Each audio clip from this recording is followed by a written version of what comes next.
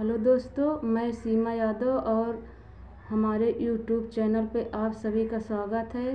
और आज मैं आपको अपना पता बताऊंगी, जो कि मेरा पता है लाल गोपालगंज, ज़िला इलाहाबाद। मेरे गांव का नाम है महरैया और मेरे चैनल का नाम है सीमा यादव। और आज मैं आप सभी को सुनाऊंगी भजन राम की, जो राम वनवास जाते हैं तब की भजन है। अगर आप सबको अच्छी लगे तो लाइक और सब्सक्राइब मेरे चैनल को ज़रूर करना। बरसऊ हे दैवा बरसऊ घुमारे तू बरसऊ हो।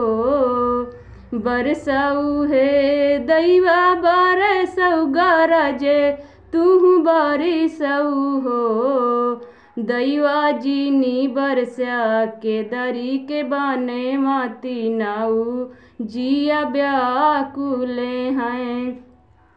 दैवा जीनी बरसा के दरी के बाने माती नाऊ जिया व्याकुले हैं। बरसाऊ हे दैवा गा बरसऊ गरजे घूमर बरसऊ हो। बरसाऊ हे दैवा बरसऊ गरजे घूमर बरसऊ हो। दैवा जीनी बरसा के दरी के बाने वाती नाऊ जिया व्याकुले हैं। दैवा जीनी बरसा बके दरी के बाने वाती नाऊ जिया व्याकुले हैं। रामा तो चले दोपहरी आला छमन तिजहारी आनु हो। रामा तो चले दोपहरी आला छमन तिजहारी आनु हो। मोरी सीता तो चाली गाऊ धीरी आती नाऊ जिया व्याकुले हैं।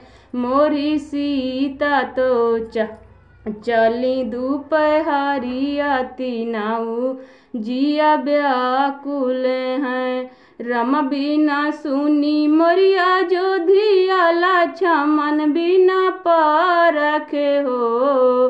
रम बिना सुनी मोरिया जो धियाला छमन बिना पारखे हो।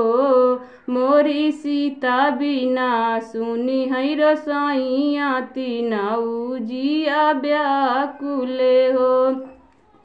मोरी सीता बिना सुनी है रसाई आती नाऊ जिया व्याकुले हैं। मोरी सीता बिना सुनी है रसाई आती नाऊ जिया व्याकुले हैं। रामा की भी जय पगाड़ी आयौ लक्ष्मण के पीताम्बरे हो। रामा की भी जय मोरी पगाड़ी आयौ लक्ष्मण के पीताम्बरे हो। मोरी सीतौ कई भी जली चुंदारी आती नाऊ जिया व्याकुले हैं। मोरे सीतौ कई भी जली चुंदारी आती नाऊ जिया व्याकुले हैं। बरसऊ हे दैवा बरसऊ गरजे घूमर बरसऊ हो।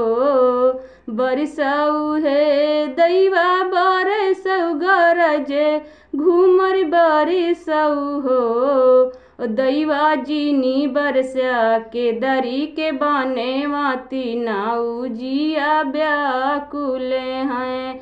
दैवा जीनी बरसा के दरी के बाने वाती नाऊ जिया व्याकुले हैं।